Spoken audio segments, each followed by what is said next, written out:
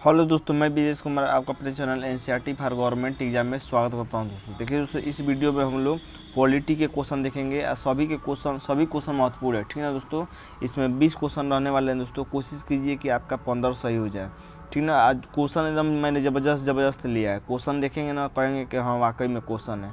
Video पसंद आए दोस्तों लाइक कीजिएगा, सब्सक्राइब कीजिएगा और अपने दोस्तों तक शेयर भी जरूर कर दीजिएगा। ठीक ना, वो तो आप कर देते हैं, कहने की कोई बात नहीं है। तो देखते हैं दोस्तों पहला क्वेश्चन आज का कि भारत में किस प्रकार की प्रशासन व्यवस्था स्थापित है।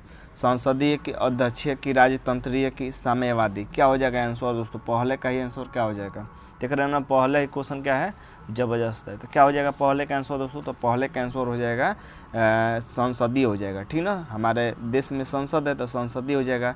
राजतंत्रीय नहीं है दोस्तों, यहाँ पर हमारे देश में राजा का कोई शासन नहीं है, तो इसलिए राजतंत्रीय नहीं हो जाएगा। पहले का क्या हो जाएगा? ऑप्शन नंबर ए हो जाएगा। दूसरा क्वेश्चन देखते हैं। दूसरा क्वेश्चन भी जबरदस्त है।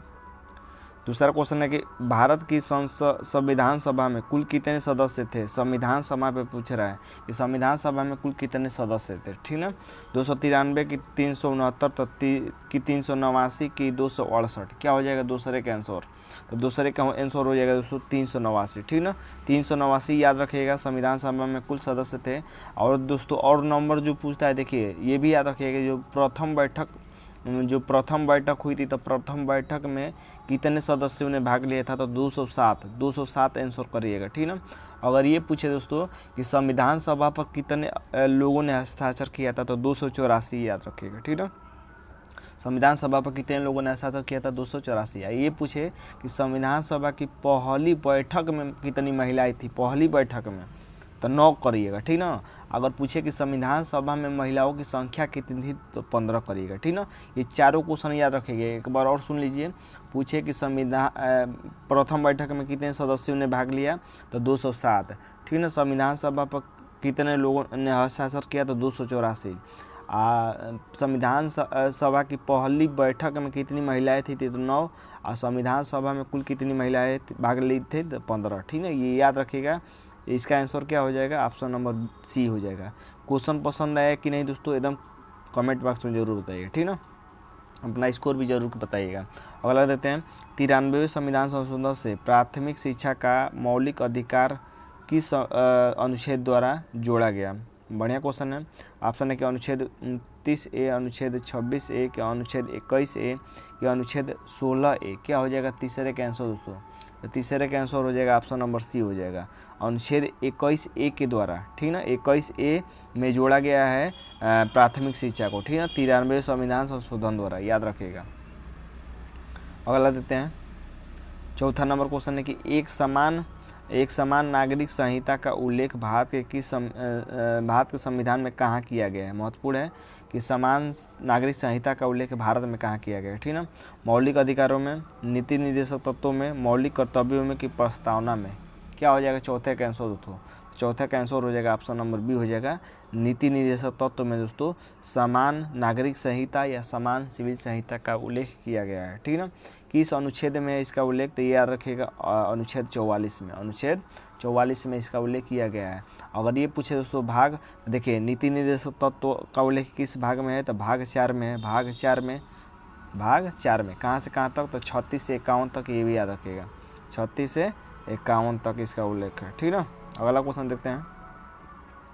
5वां नंबर है, ये भारत के संविधान का निर्माण किसके द्वारा किया गया? देख रहे हैं ना क्वेश्चन, एकदम मैंने क्वेश्चन जबरदस्त लिया है।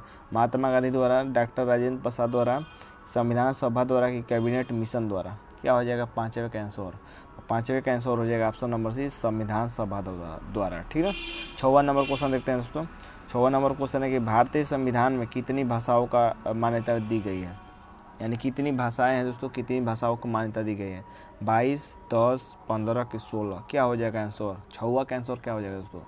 तो 6वें का आंसर हो जाएगा ऑप्शन नंबर ए हो जाएगा। 22 भाषाओं का उल्लेख भारतीय संविधान में है। ठीक ना, भाषाओं का उल्लेख किस अनुच्छेद में है ये भी याद रखिए, किस भाग में ये भी याद रखिएगा। तो भाग 8 में। कितने में? भाग 8 में इसका उल्लेख किया गया है। 2 क्वेश्चन और याद रखिएगा दोस्तों कि देखिए भोजपुरी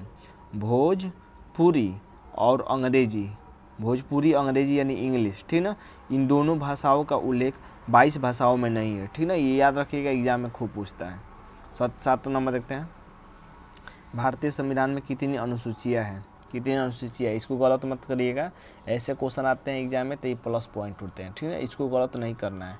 ऑप्शन है कि 8, 12, 10 कि 7, क्या हो जाएगा 7वें का आंसर, 7वें का आंसर क्या हो जाएगा 12 अनुसूचियाँ है, ठीक है। अगला क्वेश्चन देखते हैं, भारत में चुनाव का संचालन कौन करता है, चुनाव का संचालन कौन करता है। ऑप्शन है दोस्तों, चुनाव आयोग, राष्ट्रपति, योजना आयोग कि वित्त आयोग, क्या हो जाएगा 8वें का आंसर दोस्तों, तो 8वें का आंसर हो जाएगा चुनाव आयोग दोस्तों, चुनाव का संचालन करता है। 9वां नंबर क्वेश्चन देखते हैं दोस्तों, 9वां नंबर क्वेश्चन है कि उपराष्ट्रपति के चुनाव में कैसे होता है, यानी उपराष्ट्रपति का चुनाव कैसे होता है, यह भी कह कि उपराष्ट्रपति के चुनाव में कौन कौन भाग लेते हैं, ये भी कह सकते हैं, ठीक ना। ऑप्शन है कि संसद के दोनों सदनों के सदस्यों द्वारा, केवल लोकसभा के सदस्यों द्वारा, केवल राज्यसभा के सदस्यों द्वारा, कि राष्ट्रपति के निर्वाचक मंडल द्वारा। यानी क्या होता है दोस्तों, उपराष्ट्रपति का चुनाव में कौन भाग लेता है, तो देखिए दोस्तों, संसद के दोनों सदनों के सदस्य भाग लेते हैं, लोकसभा और राज्यसभा के सदनों के सभी सदस्य भाग लेते हैं, ठीक है, याद रखिएगा, महत्वपूर्ण है। तो 9वां का क्या हो जाएगा, ए हो जाएगा, ठीक ना, विधानमंडल का कोई भी सदस्य भाग नहीं लेता है। 10 नंबर देखते हैं, 10 नंबर क्वेश्चन है कि भारतीय संविधान में राज्य के नीति निर्देशक तत्व सिद्धांत किस देश के संविधान से लिया गया है। अमेरिका के संविधान से, आयरलैंड के संविधान से, चीन के संविधान से, पूर्व सोवियत यूनियन के 1936 के संविधान से। यह आंसर हो जाएगा दोस्तों 10वें का, 10वें का आंसर हो जाएगा दोस्तों, आयरलैंड के संविधान से लिया गया है राज्य के नीति निर्देशक तत्व, ठीक है ना, राज्य के नीति निर्देशक तत्व ये सिद्धांत कह सकते हैं। नीति निर्देशक तत्व का उल्लेख कहाँ है, अभी मैंने बताया था 36 से 51 तक इसका उल्लेख है, ठीक ना। अगला क्वेश्चन देखते हैं दोस्तों, 11 नंबर, 11 क्वेश्चन महत्वपूर्ण है कि भारत के संविधान में मौलिक अधिकारों का वर्णन किस भाग में, मौलिक अधिकार का वर्णन किस भाग में। तो देखिए दोस्तों, मौलिक अधिकार, अधिकार अगर लिखेंगे तो इस तरह 3 बन जाएगा कि नहीं, और बनाने के लिए 3 बनाना पड़ेगा। तो मौलिक अधिकार का उल्लेख किस भाग में है, भाग 1 में कि भाग 2 में कि भाग 3 में कि भाग 4 में, क्या हो जाएगा 11 का आंसर, तो 11 का आंसर हो जाएगा भाग 3 में, ठीक ना। अधिकार लिखेंगे तो इस तरह और बनाना पड़ेगा, यानी 3 बनाना पड़ेगा, तो 3 याद रख सकते हैं। अगला देते हैं 12 नंबर, 12 नंबर की भारत की संविधान सभा ने राष्ट्रीय ध्वज का प्रारूप कब अपनाया। जो राष्ट्रीय ध्वज है दोस्तों वर्तमान में, उसका प्रारूप कब अपनाया।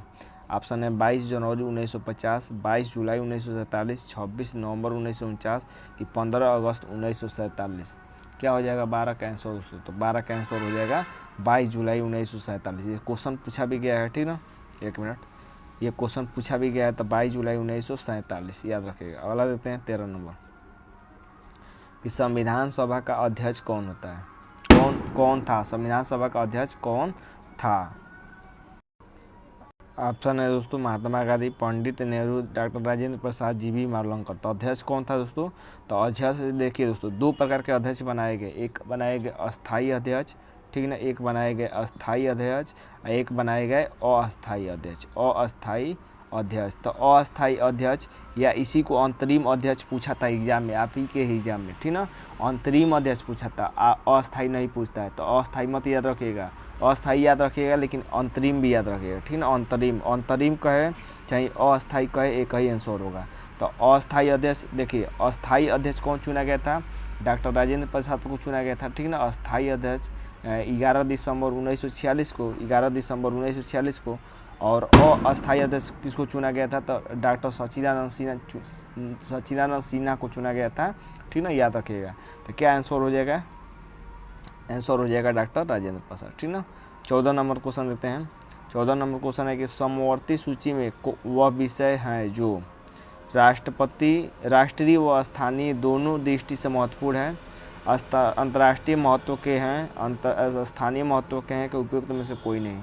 क्या हो जाएगा दोस्तों 14 का आंसर, तो 14 का आंसर हो जाएगा दोस्तों कि राष्ट्रीय व स्थानीय दोनों दृष्टि से महत्वपूर्ण हैं। अगला क्वेश्चन देखते हैं 15 नंबर, भारतीय राष्ट्रपति पद के प्रत्याशी की आयु कम से कम कितनी होनी चाहिए।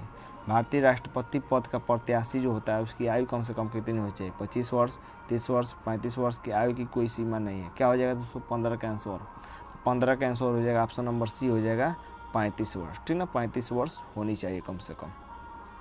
अगला देखते हैं दोस्तों, बस 5 क्वेश्चन रह गए। क्वेश्चन कैसा लगा जरूर कमेंट बॉक्स में बताइए। अगला है कि भारत का संविधान कब अंगीकृत किया गया?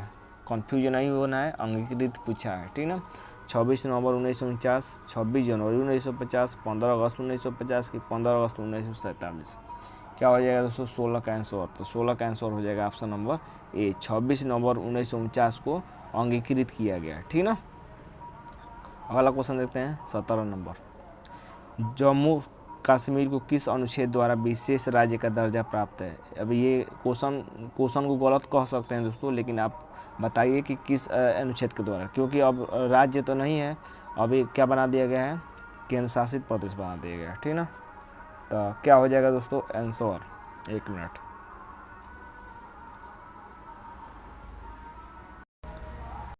अब केंद्र शासित प्रदेश हो गया है, ठीक है ना। तो ऑप्शन है दोस्तों अनुच्छेद 225, अनुच्छेद 360 के, अनुच्छेद 370 के, अनुच्छेद 365। क्या हो जाएगा आंसर दोस्तों?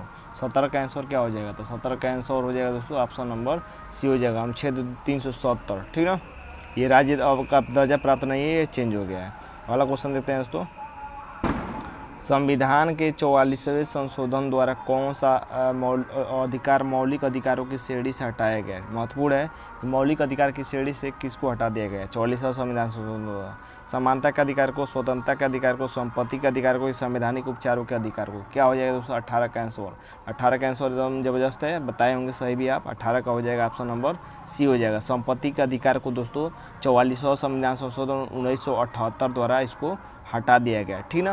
कहाँ जोड़ा गया है, कहाँ रखा गया है, ये भी याद रखेगा। तो इसको हटाकर 300 क में रख दिया गया, अनुच्छेद 300 क में रख दिया गया, ठीक ना, याद रखिएगा, महत्वपूर्ण है। अगला क्वेश्चन है दोस्तों 19 नंबर, कि भारत की न्याय व्यवस्था में सर्वोच्च न्यायालय सबसे ऊपर है, प्रधानमंत्री सबसे ऊपर है, उच्च न्यायालय सबसे ऊपर है कि संसद सबसे ऊपर है? क्या हो जाएगा दोस्तों 19 का आंसर? तो 19 का आंसर हो जाएगा सर्वोच्च न्यायालय सबसे ऊपर है, ठीक ना। 20 नंबर देखते हैं, 20 नंबर है कि संविधान की 8वीं अनुसूची का संबंध किससे है? जो 8वीं अनुसूची है दोस्तों, इसका संबंध किससे है? भाषाओं से, अनुसूचित जाति से कि अनुसूचित जनजाति से कि आरक्षण से? क्या हो जाएगा दोस्तों 20 का आंसर? तो 20 का आंसर हो जाएगा भाषाओं से, ठीक ना। 22 भाषाएँ हैं। तो उम्मीद करते हैं दोस्तों कि आपको क्वेश्चन अच्छा लगा होगा। अपना स्कोर कार्ड कमेंट बॉक्स में जरूर बताइएगा दोस्तों। आज के लिए बस इतना है दोस्तों, धन्यवाद दोस्तों।